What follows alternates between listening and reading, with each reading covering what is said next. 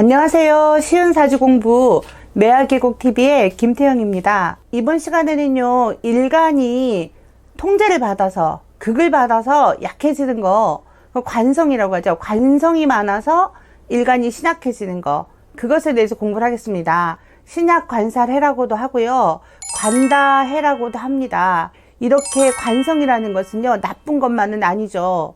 우리를 통제하고 억압하고 규칙적으로 몰아붙이고 하는 것은 맞아요. 이 관성이라는 것은요, 내가 지켜야 될 법이고요, 나를 보호해주는 법이에요. 이 관성이 좋게 활용이 되는 사람은 조직에 소속돼서 그 법의 통제 안에서 안정감 있게 살아간다는 거예요. 그래서 사주의 관성은 굉장히 중요한 거잖아요. 관성이 많다고 하면요, 일간이 일단 신약하게 되는 거예요. 신강하고 관성이 어느 정도 있으면서 같이 신왕관왕할 경우에는요, 출세를 하고 조직에서 굉장히 두각을 나타내는 그런 삶을 살거든요. 다른 오행과 마찬가지로 관성도 적당히 있어야 합니다. 관성은요, 내가 힘이 없고 허약할 때는요, 호랑이나 강도의 역할로 변하죠. 그래서 나를 억압하고 나를 궁지로 몰아붙이는 그런 아주 무서운 존재라고 해서, 관성이 많을 때는요, 관살로 표현을 합니다. 살, 죽일 살자를 쓰는 거예요. 그래서 이 관성은 많아지면 관살이 되는 거예요. 그래서 관살이 많으면요, 신약한 일간에게는 반드시 해로움이 있거든요. 오늘은요, 일간별로 관살이 많았을 때, 관성이 많았을 때 일어나는 폐해에 대해서 공부를 하겠습니다. 목일간이 관성이 많다는 건요, 나를 통제하고 극해주는 게 있다는 거거든요. 그러니까 목을 극하는 금극목이죠. 금이라는 게 많다는 거예요. 나무는 약한데 금이 많아요. 그러면 이것은 지나치게 나무에 가지치기를 해주는 거예요. 전지를 해준 거죠.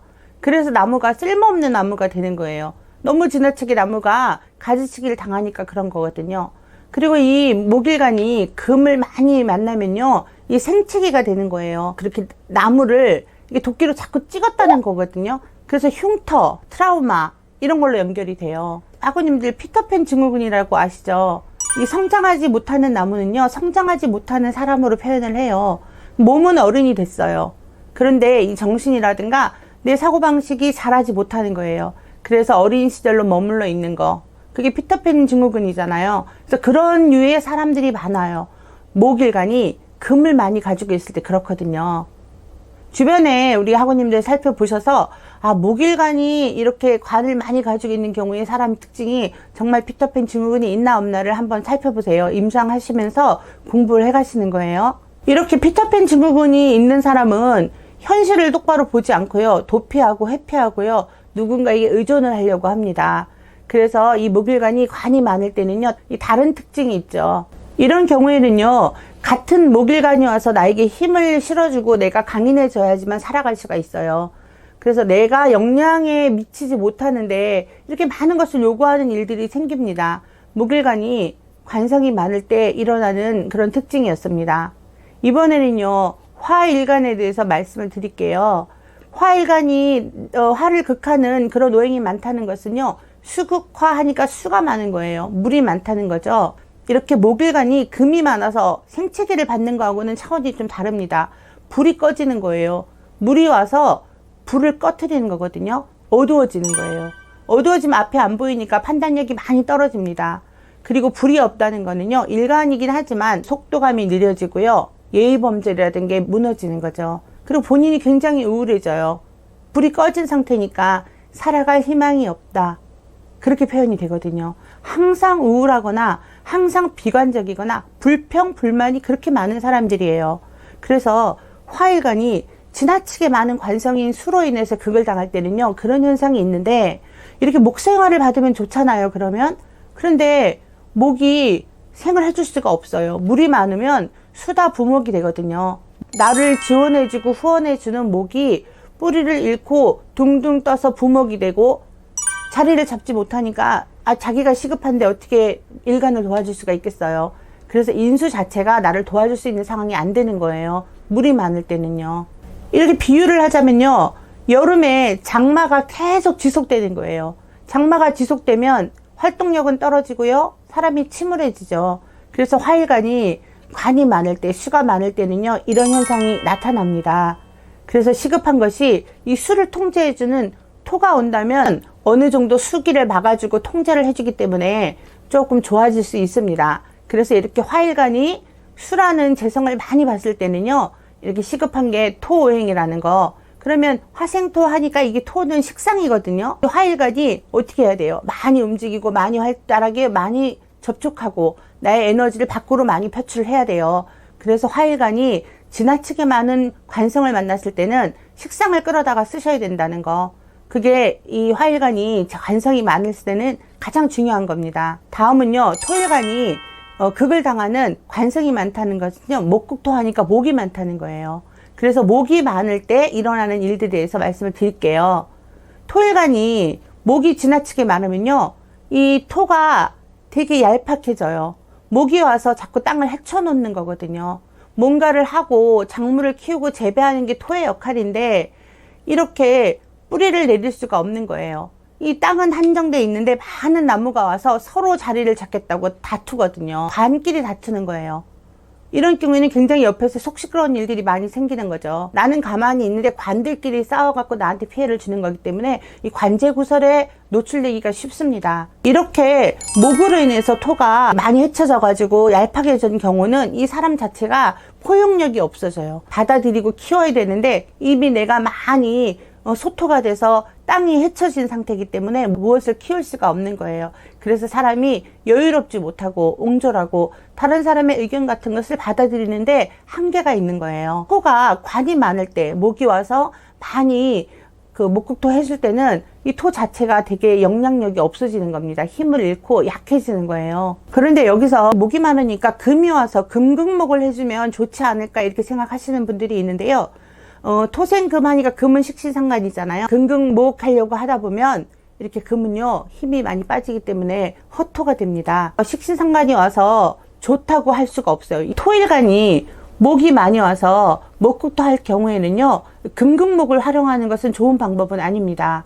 토생금이 되기 때문에 이 허토가 돼서 더 일간을 힘들게 만들거든요. 그래서 이럴 경우에는요, 이 목을 설계하는 목생화, 화가 와가지고 도와주면 좋겠죠. 토일간의 화는 인수가 되거든요.